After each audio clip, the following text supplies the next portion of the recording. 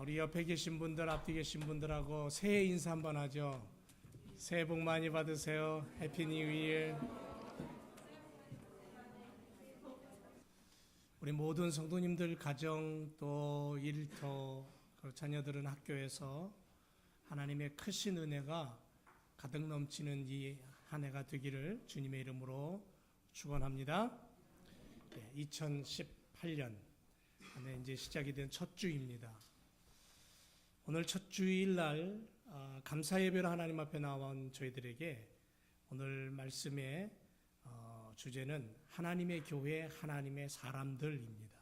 하나님의 교회, 하나님의 사람들. 2018년 첫 주일을 시작하면서 이 한 해 우리가 다짐하고 또 다짐해야 될 게 뭐냐면 주님의 손을 꼭 붙잡고 온 마음 다해 달려가는 한 해가 되기를 그렇게 이 한 해를 만들어 가기를 다짐하시기를 주님의 이름으로 부탁을 드립니다. 우리 제일교회가 말해요. 한 마음으로, 한 뜻으로, 또 한 비전으로, 그리고 하나의 기도로 2018년 교회와 가정과 일터를 세워가기를 원합니다. 그러기 위해서 우리는 올 한 해 반드시 기억하고 놓치지 말아야 될 것들이 있습니다.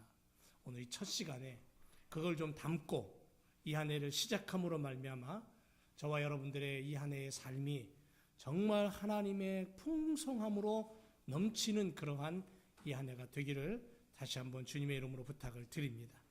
자, 먼저 우리가 정말 잊지 말고 이것만큼은 붙잡아야 되고 이것만큼은 담아야 될 게 뭐냐면 성경이 움직이는 것을 보여주자는 겁니다.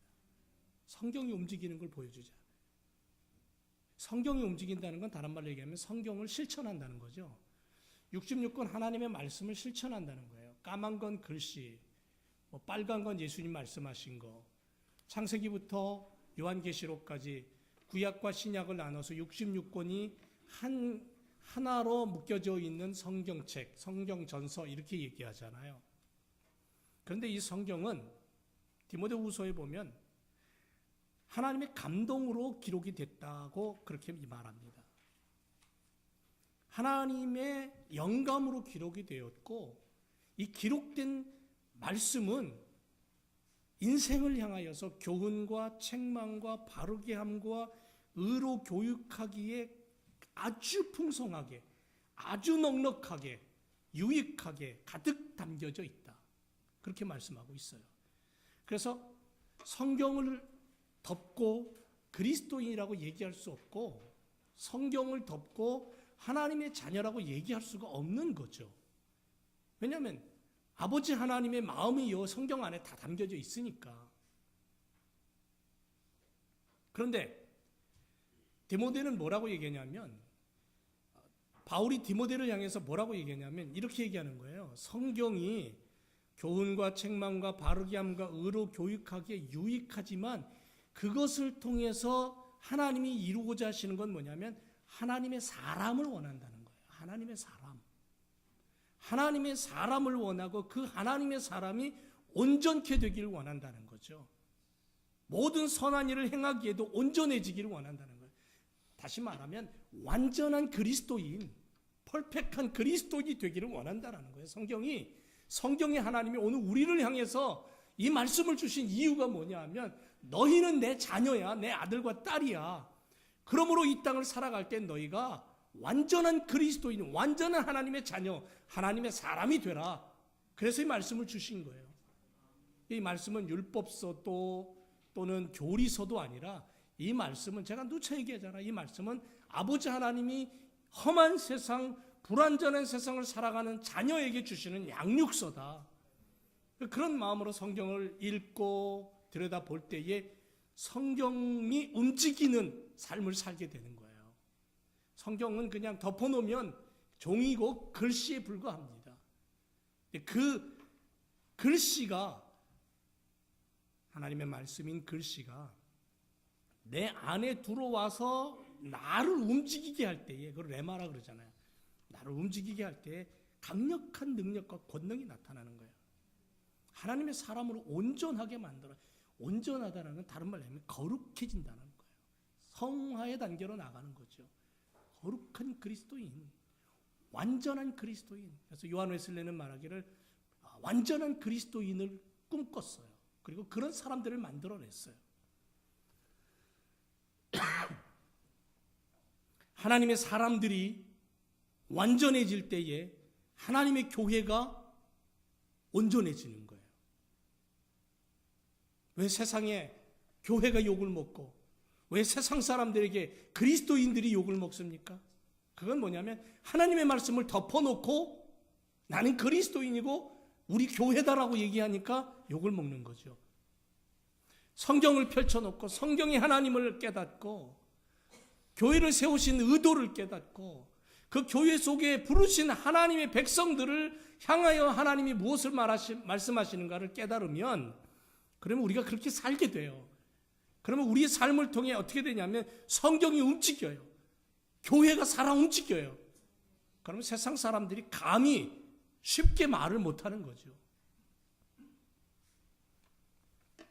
바울 사도는 고린도 교회를 향하여 뭐라 그랬냐면 너희는 하나님의 교회라고 불렀어요. 왜냐하면 그리스도 예수가 있는 교회였기 때문에 그래요. 예수 그리스도의 십자가가 있고 예수 그리스도의 사랑이 있고 예수 그리스도의 눈물이 있었고 그래서 예수 그리스도의 보혈의 피로 씻김 받은 거룩한 백성들이 그 안에 있었기 때문에 그래서 이런 교회 속에 있는 성도들을 이런 교회 속에 있는 사람들을 향하여 성도라고 거룩한 무리라고 그렇게 불러줬잖아요. 초대교회 때 그 핍박 속에서도 그리스도인들이 모여서 기도하고 교제하고 떡을 떼고 말씀으로 교훈을 받고 훈련을 받고 그러니까 예수 믿는 사람들을 두려워했고요. 로마 당시 때에 예수 믿지 않아도 교회 다니지 않아도 딸을 시집 보내려면 예수 믿는 청년을 찾았다는 그러한 기록으로 전해지는 이야기들이 있고요. 왜 그렇습니까? 말씀이 살아 움직였기 때문에 그래요. 말씀으로 하나님 앞에 섰기 때문에 온전한 교회가 되고 온전한 그리스도인이 될 수 있었던 거죠. 예수의 이름을 부르며 거룩함과 성도됨의 모습을 가지고 교회를 섬기는 사람들이 있는 그곳이 바로 하나님의 교회가 되는 거예요. 예루살렘 성전이 솔로몬이 성전을 하나님 앞에 봉헌했을 때에 얼마나 큰 영광이 나타났냐면 하나님이 그곳에 친히 임재하셨어요. 그래서 하나님의 임재의 구름으로 가득했어요. 그 하나님의 임재의 그 강력함 때문에 사람들이 가까이 오지도 못했고 감히 고개를 들지도 못했어요. 그 거룩함과 그 하나님의 영광 때문에. 그랬더니 그 예루살렘 성전이 어떻게 된 줄 아세요? 돌 위에 돌 하나도 남지 않고 다 무너졌어요. 지금은 그곳에 가면 한쪽 벽만이 그 오래된 빛바랜 벽만이 남아 있어요. 왜 그렇습니까? 하나님의 사람들이 그 성전 안에 없었고 말씀을 가지고 몸부림치는 하나님의 백성들이 없었기에 하나님은 그 아름답고 거룩한 성전을 하나님은 거기 계시지 않는 거예요. 하나님은 성전에 갇혀 계시지 않아요. 여러분 우리 하나님은 우리 교회에 갇혀 계신 분이 아니에요. 주일날이면 들어와서 하나님 안녕하셨어요? 잘 계셨어요? 그리고는 예배 드리고 1시간 예배 드리고 밥 먹고 친교하고 그리고는 교회 문 닫고 가면 끝이에요. 하나님 여기 계세요? 다음 주에 봬요? 하나님이 이 성전에 갇혀 계시는 분입니까? 이 예배당에 갇혀 계시는 분입니까? 아니죠. 하나님의 사람들이 모여서 말씀을 붙들고 기도하고 그 말씀을 가지고 예배하고 그 말씀이 사람들 속에서 살아 움직이고 고백할 때에 하나님이 그 모인 사람들 속에 계시는 것이고요. 그 사람들 속에 역사할 때에 바로 그 모인 사람들이 뭐가 되냐면 교회 공동체가 되는 거예요. 물론 건물인 교회 아름답게 다듬어야 되겠죠. 꽃꽂이도 하고 성전도 쓸고 다듬고 전구따마가 오늘 아침에도 전구따마 나간 거 있으니까 사다리 놓고 올라가서 고치고 눈이 와서 쌓이면 또 길을 내야 되고. 요즘 세상이 얼마나 악하냐면요, 교회가 평상시에는 늘 비어있다라는 걸 알고 교회를 많이 터는 사람들이 있답니다. 참 이 사람들은, 우리 그러죠, 하나님의 성전을 털어서 어떻게 하겠냐고. 그 사람들은 그게 어떤 면에서는 또 재미일지 모르겠습니다. 어젯밤에도 차가 3대씩이나 교회에 있었는데도 어두컴컴해지니까 웬 차 한 대가 들어와 가지고는 섰다가 누가 이렇게 나가니까, 혜정이가 이렇게 바깥으로 나가니까 쌩하고 그냥 달아나 버리는 거예요. 절이 들어왔다가 1, 2 나가려면 어떻게 됩니까? 여기는 평상시에는 줄을 하나, 체인을 하나 걸어놨잖아요. 그것도 못 보고 그냥 쌩 달아나다가는 체인을 그냥 치고 달아난 거예요. 뭐 가서 보세요. 이 고리가 이만큼 벌어졌어요. 아마 그 차도 좀 망가졌을 겁니다. 세상은 이렇게 악해져 가요. 내가 남의 것 가지고 나는 신난다는 거죠. 그런 세상을 살아가는 우리들이 어떻게 해야 되냐는 거죠. 선교지 가면 더 심합니다. 이런 시대에 우리가 하나님의 교회를 바라보면서 내가 먼저 하나님의 교회가 돼야 되고, 내가 먼저 하나님의 사람이 돼야 돼요. 그래서 내가 살아 움직이는 하나님의 거룩한 처소가 돼야 돼요. 성전이 돼야 돼요. 나는 살아 움직이는 하나님의 교회다. 내 안에서 예배가 드려지고, 내 안에서 찬송이 울려나고, 내 안에서 말씀이 선포되고, 그래서 그런 사람들이 모여, 주일날이면 모여서, 금요일이면 모여서 기도하고 예배드리는 바로 그 공동체가 모인 건물이 정말 하나님이 기뻐하시는 교회다. 이런 의식을 가지고 2018년 올 한 해에 성경이 움직이는 교회를 만들자는 거예요. 교회가 교회되게 하고 성도가 성도 되어서 하나님의 사람들이 살아 움직이고 말씀이 살아 움직이는 것을 보여주자는 거죠. 성경은 읽으면 읽을수록 하나님이 세상을 향해 어떻게 살아야 될 것인가를 우리에게 교훈하고 계셔요. 그런데 우리는 내가 좋은 것만 해요. 아니죠. 성경의 하나님은 우리가 좋은 것만 하라 그러지 않으셨어요. 좋은 거 해야 돼요. 그런데 내가 싫은 것도 하나님의 말씀이면 해야 된다는 거죠. 그게 바로 하나님의 사람이라는 거예요. 그런 교회가 하나님의 교회라는, 하나님의 임재가 있는 교회라는 거죠. 교만과 변론과 언쟁과 투기와 회방과 악을 끄집어내고 마음이 부패해서 진리를 잃어버리고 경건을 자신의 이익의 재료로 생각하는 다툼을 일으키는 세상, 이러한 모습의 사람들은 결코 성경 말씀을 응하게 할 수가 없어요. 성경을 이용해 먹는 거예요.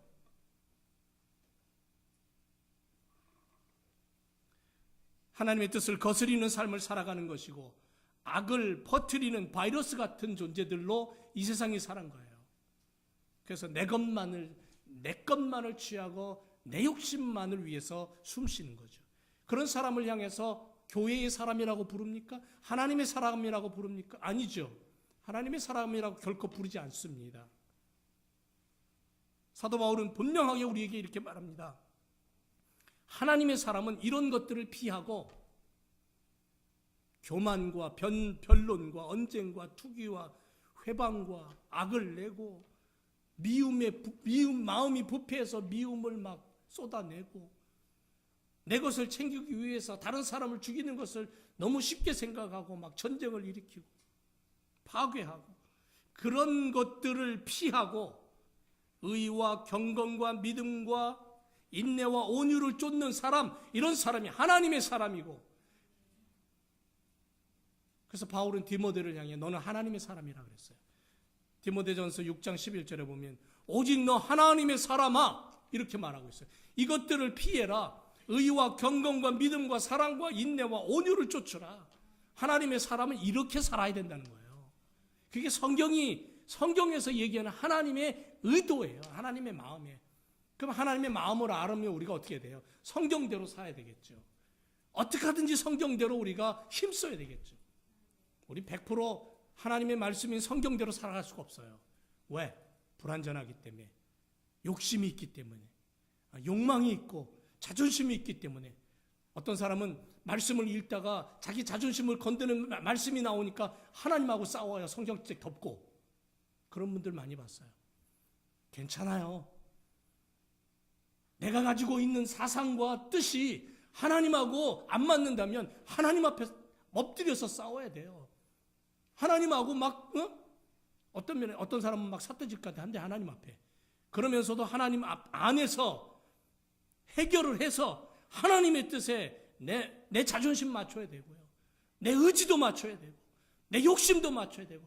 그래서 하나님 모습으로, 하나님의 마음으로 내 것이 바뀌어야 돼요.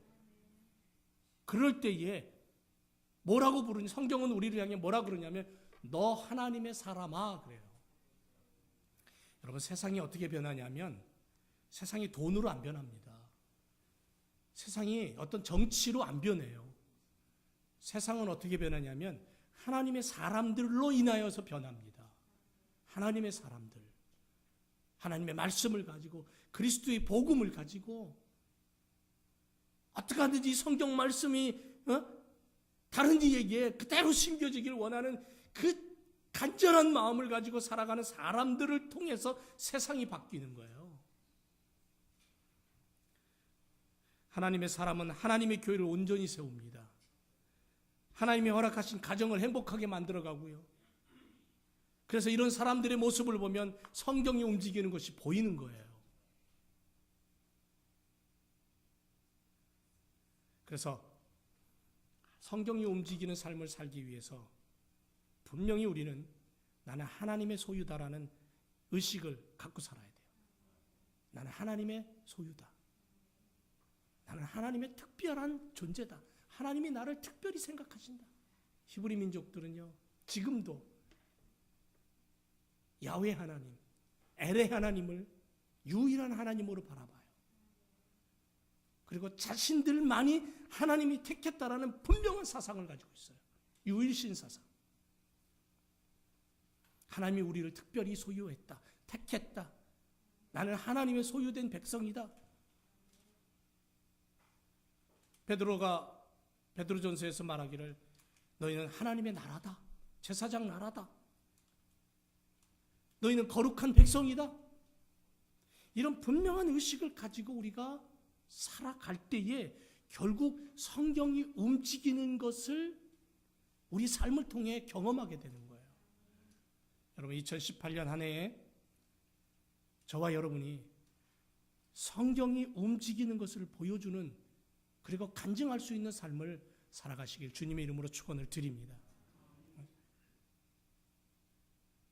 1년에 딱 2번만 하겠습니다 해도 좋아요. 딱 2번만 성경이 움직이는 거 보여주겠습니다. 그렇게 하세요. 그러면 뭘 할까? 성경을 읽어야지 알 수 있겠죠. 응?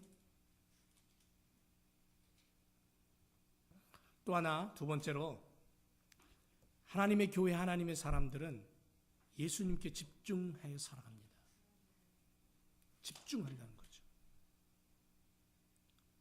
베드로의 오직 한 가지 소원은 뭐냐면 예수님처럼이었습니다.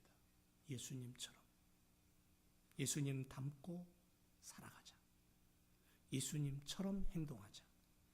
예수님 같은 마음을 가지자. 다메섹 언덕에서 해보다 더 강한 빛을 본 사울이 말에서 떨어진 이후에 음성을 듣습니다. 사도행전에 보면 나오죠. 사울아, 사울아, 너는 왜 나를 핍박하니? 당신 누굽니까? 나는 네가 핍박하는 예수다. 예수님을 만나요. 그리고는 하나님이 보낸 선지자의 기도를 받고 눈이 떠집니다. 안 보이던 눈이 밝아져요. 그런데 그 이후에 사울이 바울로 바뀝니다. 나는 이제 사울이 아니고 바울이야. 바울이 되어 살아가는, 사도 되어 살아간 그 사람은 평생에 한 가지 소원이 뭐냐면 예수님까지 자라는 거였어요. 뭐냐면 예수님의 영성을 담는 거였어요. 예수님처럼 말하고 예수님처럼 행동하고 예수님처럼 믿고 예수님처럼 하나님 앞에 엎드리고 예수님의 사람이 되기 위해서 평생을 달렸어요. 죽는 그 순간까지, 순교하는 그 순간까지. 그래서 갈라디아서 6장 17절에 이후로는 누구든지 나를 괴롭게 하지 말아라. 내가 내 몸에 예수의 흔적을 가졌다. 그렇게 고백해요. 예수님의 흔적을 담고 사는 성도가 좀 됐으면 좋겠어요. 예수님의 흔적을 가지고 있는 자.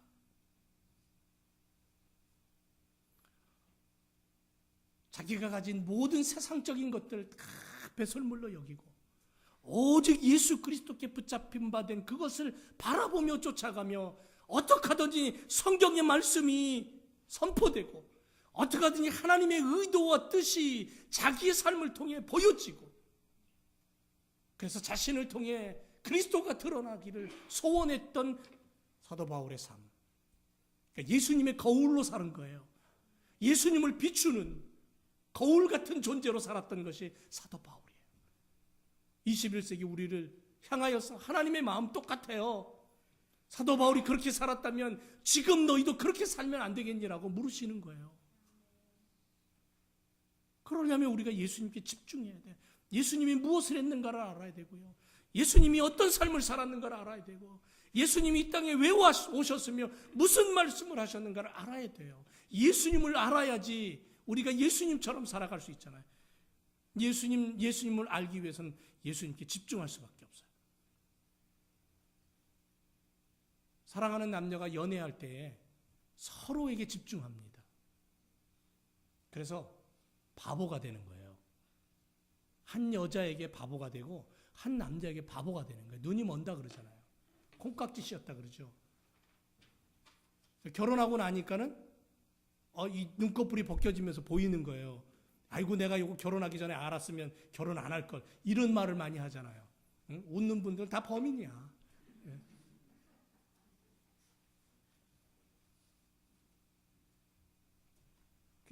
남녀의 문제, 결혼의 문제는 결혼해서 맞지 않는 부분들을 서로 양보하고 이해하고 도와줘서 맞춰가는 거예요. 내 것만 고집부리면요 결코 같이 못 삽니다. 이해하고 도와주고 사랑하고 용서하고 격려하고 그렇게 사는 거예요. 우리 주님이 우리 가운데 오셔서 완전하신 그 주님이 우리 가운데 오셔서 우리 안에 오셔서 말씀하십니다. 나를 좀 알아가면 어떻겠니라고. 주님을 알아가기 위해서는 어떻게 해야 돼요? 주님께 집중해야 돼요. 주님께 집중하는 시간이 필요한 거예요. 예수의 흔적은 나를 위한 시간이 아니라 예수 그리스도의 이름으로 너와 이웃과 지구촌 사람들을 바라보면서 하나님이 어디로 우리를 이끌어 가시는가를 바라볼 수 있는 믿음의 눈을 가질 때 가능해요. 예수의 흔적이란 건 뭐냐면 고통과 절망과 죽음을 너와 나를 위해서 참고 인내하는 인생을 말하는 거예요. 그래서 예수님께 집중할 때에 우리는 한 사람 한 사람이 귀한 존재인 것을 발견하게 됩니다. 예수님은 한 사람을 위해서 목숨을 버렸어요. 예수님은 나라는 한 인생을 위해서 피를 쏟으신 거예요. 그리고 그분은 나라는 한 존재를 위해서 무덤문을 깨트리고 부활하신 거예요. 그리고 다시 오마 약속하셨죠. 그래서 예수님을 향하여 집중하게 되면 영혼 사랑이 나와요. 예수님을 향하여 집중하게 되면 죽어가는 이 지구촌에 망해져가는 세상의 모습이 눈에 들어와요. 그래서 엎드리게 되는 거예요. 그래서 영혼을 놓고 기도하게 되는 거예요.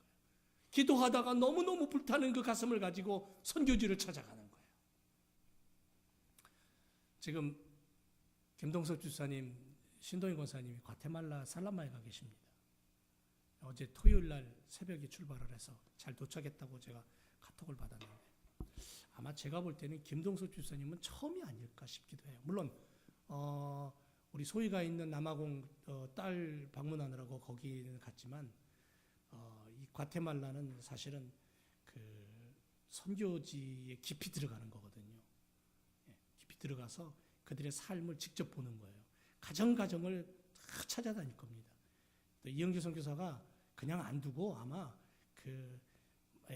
집을 찾아가도 더 가난하고 더 저가한 집을 또 데려갈지 모르겠어요. 근데 우리 서지사님도 다녀오셨지만 얼마 전에 정말 열악하게 살아요. 흙바닥에서 살아요. 전기도 없는 집도 있고요.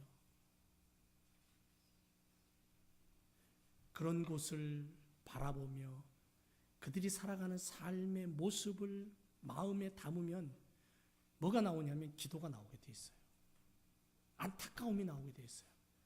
그럼 그 안타까움은 어디로 향하게 되냐면 성경 속에서 우리를 향해서 목숨 버리신 예수님께로 향하는 거예요. 그래서 예수님께 집중할 때 영원 사랑이 나오고 영혼을 사랑하게 되면 마지막 이 시대에 주님이 무엇을 원하시는가를 찾아가게 되는 거예요.